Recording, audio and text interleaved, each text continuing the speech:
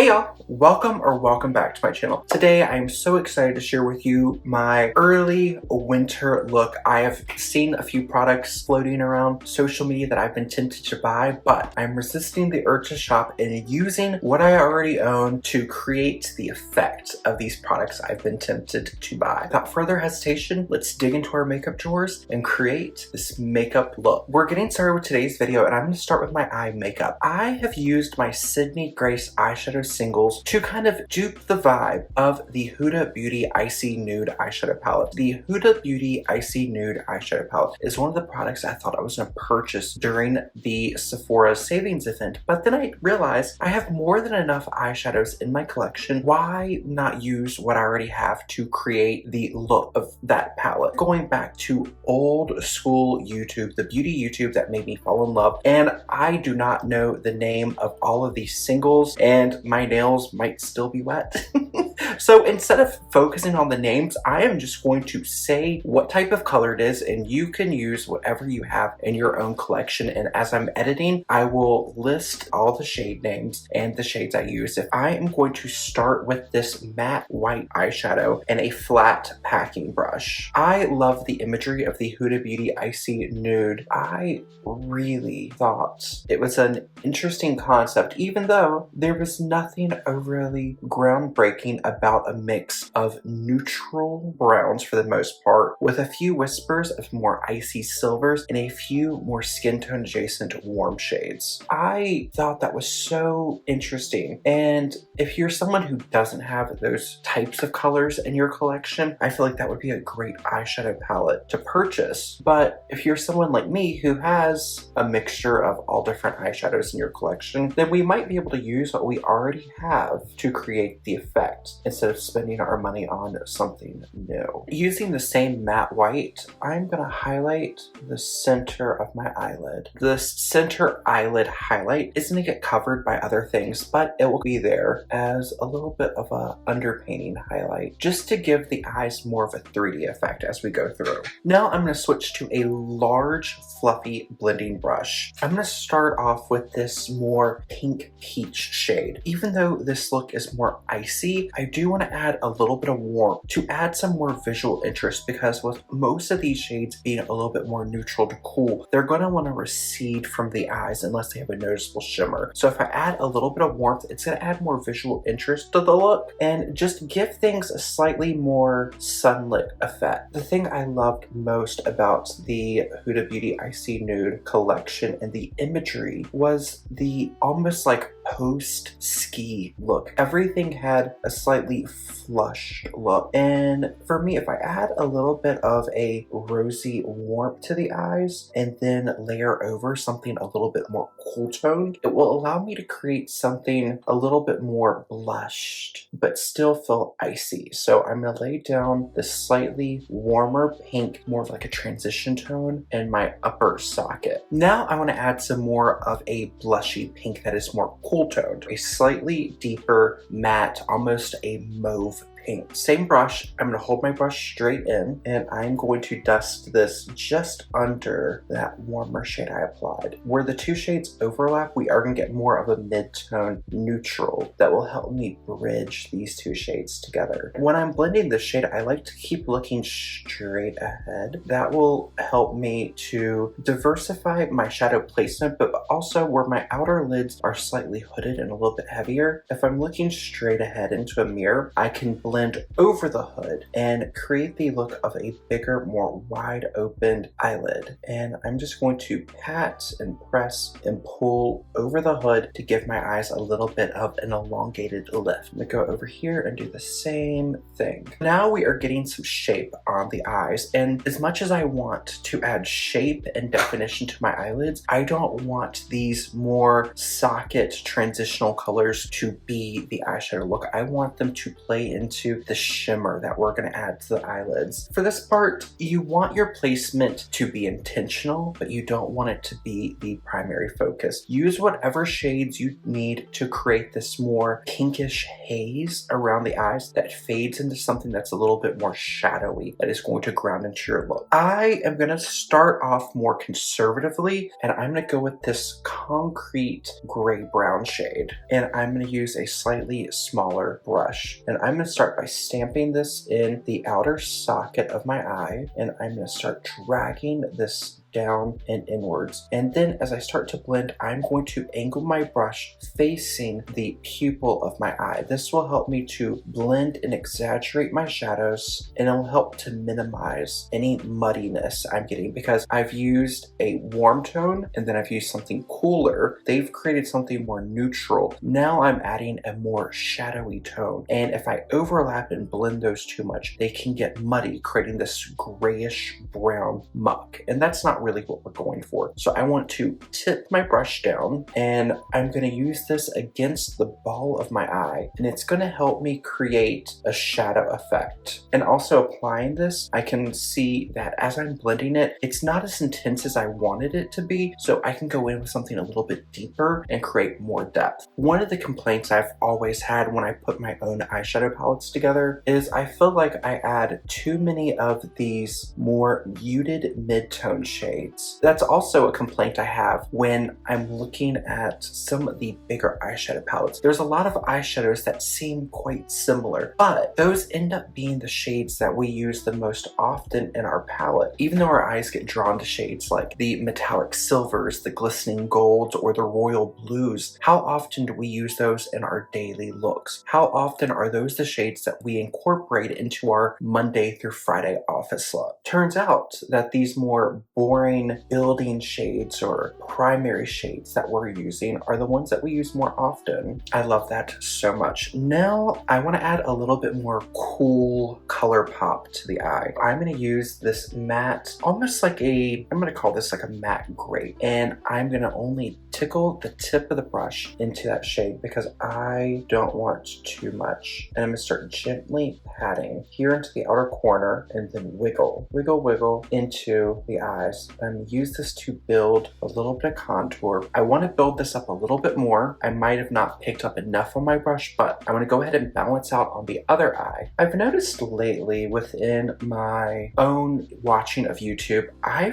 felt a little bit annoyed recently when watching some different YouTube videos. In the recent past, we've had things like the Amazon sale, we have the Sephora sale, and then we're going into the holiday shopping seasons. So you're gonna get Black Friday sales, and there's always new products like this Huda Beauty eyeshadow palette that I really wanted. I love the Huda Beauty eyeshadow formula, but I don't need another eyeshadow palette when I have a collection of eyeshadows that are great. They serve me well, but when I am constantly bringing in new products, I don't use the things I have and I love. And using my Sydney Grace eyeshadows is such a great reminder that I don't really need to buy anything else when I have this beautiful collection, and I can use this to create the look. And that's kind of what brought me into this feeling annoyed place. The thing that's been bothering me with social media is everything's about pushing new products. And you know, it's fair. A lot of us like to try new things, but sometimes when we're always on the hunt for the newest eyeshadow, the newest blush, the newest perfume, we lose sight of what we already have. And I would really love to focus more on using what we have. That's something I would love to focus is on using the products I already have and encouraging you to use your products that you have to create the effect of something that we might want. If you go through your collection and you really don't have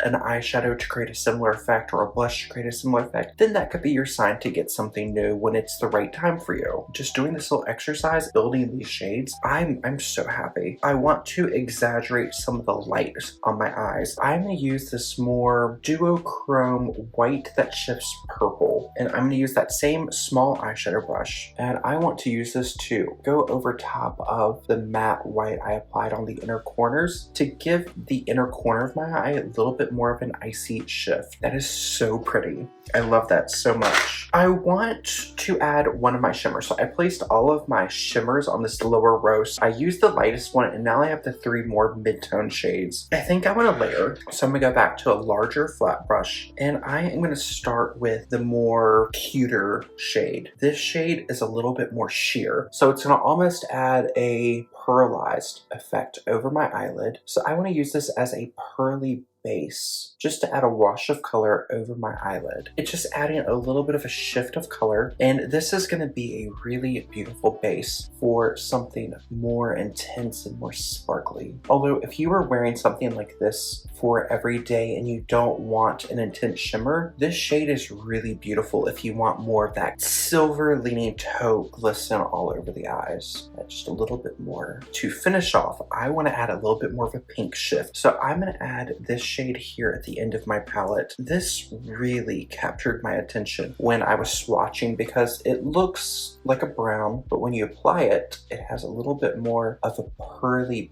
pink shift, and that ties in really beautiful to the shades we were applying earlier. And that's one of the fascinating things. When you're working and going through your collection, take mind of the different shimmer shadows, because a lot of them will change the color when you apply them over your bare skin or you apply them on top of a different base color. And it's something that made me reminisce and think about when I was a fresh freelance makeup artist. I had a few little eyeshadows that I acquired from the makeup counters I worked at. I was using a lot of what I had to create the looks that my clients requested because I didn't have the money back then to always buy the newest and trendiest eyeshadow palette. I used a lot of MAC single eyeshadows because at that point I worked for MAC. I had my MAC employee discount, and even though I really wanted to buy that original Urban Decay Naked eyeshadow palette, I couldn't afford the, what was it, $40, $50 that eyeshadow palette was back when it first came out. So I used things from my MAC singles and my little palette I put together to create the looks. And that was so much fun figuring out like what eyeshadow can I use or what 2 shades can I mix together to create the effect of this shadow in this palette. I'm going to go back to my large fluffy brush. I'm going to use the large mirror behind my camera just to finesse and feather. And I always mention this in my videos, but for anyone who hasn't seen my other videos, I always like to have a mirror closer to me and a mirror farther away, because when we're up close, we're going to hyper focus on all the little transitions and the different places between where our eyeshadows intersect. When they're farther away, it's a little bit more of a generalized view, and this is going to be more what other people see when we're interacting in conversation. Instead of hyper focusing on blending each and every step perfectly, look further away and just blend. Make any little tweaks that you need from afar. It will save you time. It will also make the makeup easier to wear. I'm going to leave my eyes here and I want to add something to my lips. For the lips, I noticed a lot of the colors in this Icy Nude collection were more of those brown tone or pinky brown neutral nude shades, and that's fun, but I feel like that's so similar to what I always do. I want to add a pop of color, so I grabbed my Peri Para Ink Airy Velvet in shade 25, and I'm going to use this more peachy red to create a stain on my lips. For this, I will need to use a mirror because I cannot see well enough to the mirror behind my camera to make a clean lip line. So I'm gonna use the applicator and a handheld mirror.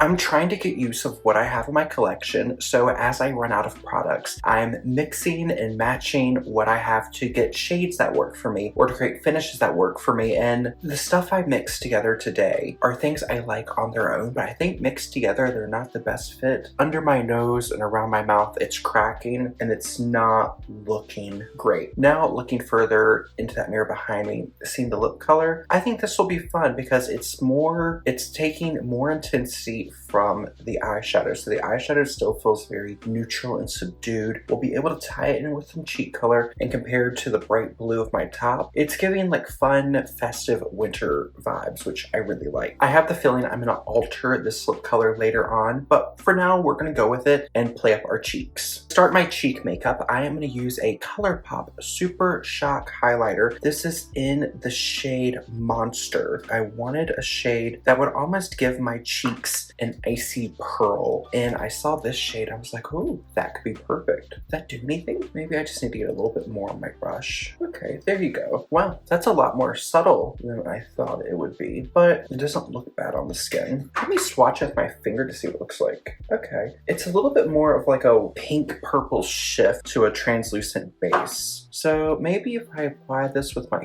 finger, a little bit more color payoff with my finger. Not as intense as I thought this would, but we don't always need an intense highlight. And especially if you're gonna wear this during the day, this could be a really nice shade if you want a highlighter that's going to meld with the skin and really blend in with whatever cheek color you apply. So, you know, that was a nice like little surprise from what I was thinking of. But that again was the ColourPop Super Shock highlighter in Monster, and it's a pearlized finish. Okay, pearlized makes a lot more sense. I want to add a brightening pop. So I am going to use one of my Roman Better Than Cheek blushes, and I wanted to use a K-Beauty formula because K-Beauty blushers tend to have a high concentration of white in the base, so it's going to give me a brightening and slightly colored effect. So this is the shade. It's a light white pink. It's almost like a mod pink. I'm going to use the same little tapered brush, and I'm going to apply this here on the inner corner. And this is what is sometimes referred to as an expanding shade. So it's almost that in between a highlight and a blush shade, and applying it here to the inner corner of the eye, down onto the fleshy pad of the cheek. It adds just like a little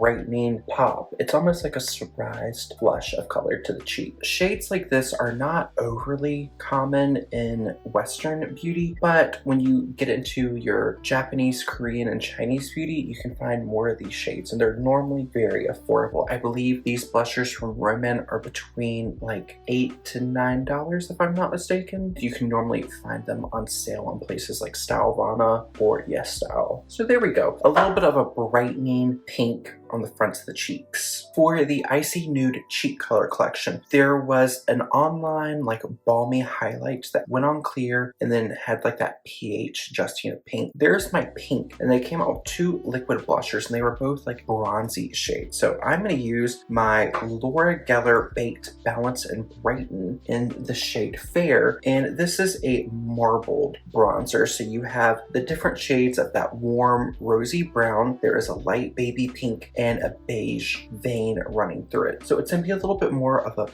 pink bronze, and I'm just gonna apply this almost like a blush. So going right over the top of my cheek. Sometimes I like to look up when I'm applying the cheek product. That way it gets under my eyes, because I'm using this to build a sun flushed effect on the cheeks. I'm not really being overly sculptural with this bronzer. I'm gonna almost be applying it like I've had ski goggles on, and I'm bronzing where the sun has hit my cheeks. So that would be right over the forehead, over the cheek, you do a little bit over the nose, over the chin. And if you were skiing, you'd probably have a high neck on, you'd have a hat on, and your ski goggles. So you are just kind of bronzing the high points that would be exposed. And then whenever you've been out skiing or in the snow, normally your skin's be quite flushed. So I would add a pop of color. Depending on your color preferences or depending on your skin tone, you could go anywhere from bright baby doll pink to a deep cherry red. I am going to be using this Kosas Blush is Life shade Butterflies from the Blush is Light Kosas blush range. It's a tongue twister. Bright blue-based pink. You can see how blue it is in undertone compared to my sweater. I'm going to use a large fluffy brush, and I'm going to apply this just on the ball of the cheek, blending into the bronzer.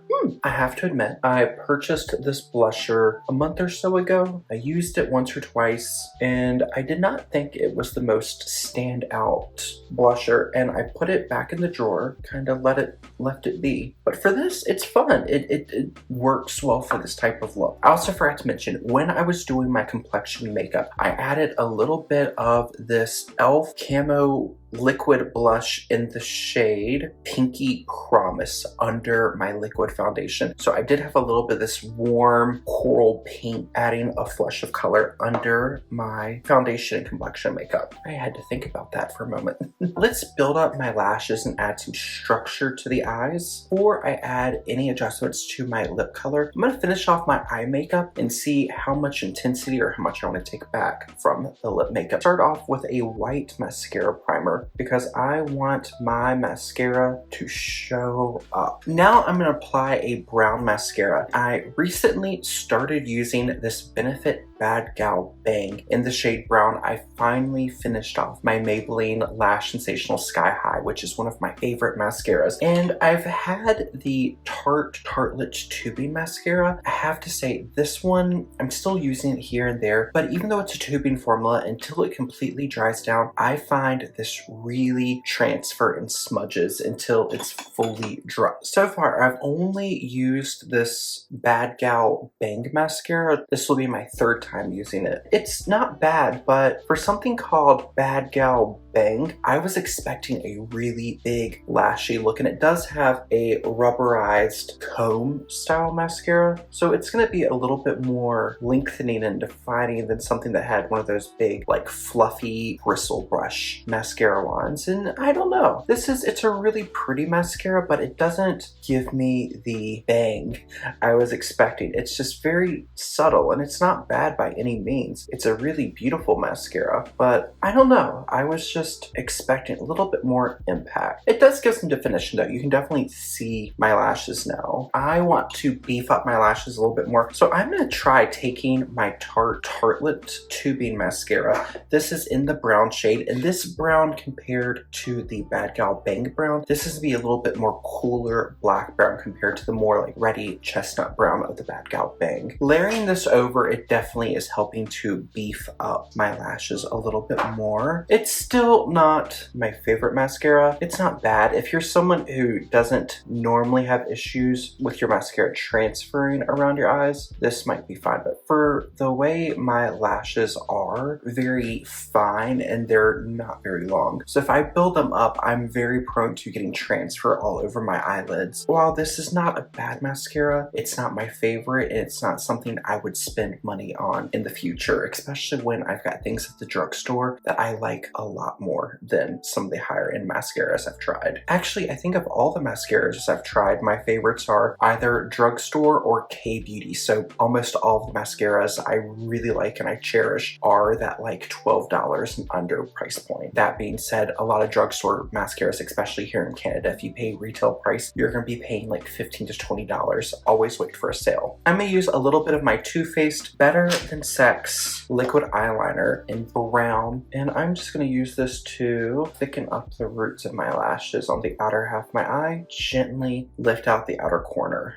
I find when I'm using a mascara that doesn't give me as much volume as I want, using this liquid eyeliner just to color in the roots of my lashes gives me more of that effect and definition I'm going for. My eyes still don't have as much impact as I want them to have, especially I feel like for this kind of like shimmery look with a bright lip, I want a little bit more oomph to the eye, so I'm gonna use the Ardell Naked Lash in style 421. To finish off my look, I'm going to add a little bit of tinted brow gel just to add some strength back to the brows. I've been in the habit of doing my eyebrows at the beginning of the routine before I do my complexion makeup, but sometimes I end up getting a little bit of foundation in my brows, so I like to go back at the very end, add a tinted brow gel just to make sure the brows have their presence. And for lips, I do want to soften this down, so I'm going to use a matte Maximal Sleek Satin Lipstick in the shade 821 Pink Peppermint. And this is a very cool toned, almost lavender pink.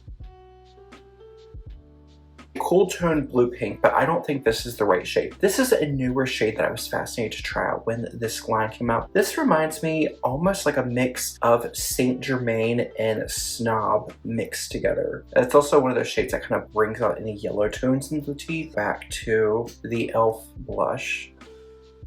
Apply a little bit of that over. I'm gonna take a little flat brush to blend everything together. Okay, that added a little bit more warmth to the pink, but it's still a little bit more Barbie pink than what I was initially thinking about. Who knows? Maybe I will tweak it, maybe I won't. And to finish off my look of the day, I'm gonna add a little bit of fragrance. I'm using Mason Margiela Replica On a Date. This is a beautiful, warm, currant and Rose scent. And for me, this is just one of those really beautiful scents that bridges autumn into winter. And it is the beginning of November. I am so ready for Christmas because here in Canada, our Thanksgiving is early October and then Halloween, and the next thing we move into is Christmas. I am fully into my winter Christmas. I've got my blue, I've got my little snowflakes on, and I've got this lip color that feels a little too intense. Let's give it a blot. I still don't love this lip color, so I'm gonna add a little bit of a gloss. This is the Maybelline Lifter Gloss in shade 003 Moon. This is a more of like a mauvey nude, so I'm hoping this will just tone it down a bit. There we go. Okay, much better. There is our final look. I hope this video inspired you to get out the makeup you own and try recreating something you are tempted to buy to see if you have the products already or if it's something worth spending your hard-earned money on. I hope you found this video helpful, enjoyable, and informative. If you did, make sure you give it a thumbs up and subscribe to my channel for more content like this. I'll have all the products I use listed and linked in the description box below. If you were shopping Sydney Grace, wait for their Black Friday sales. There's no affiliate link for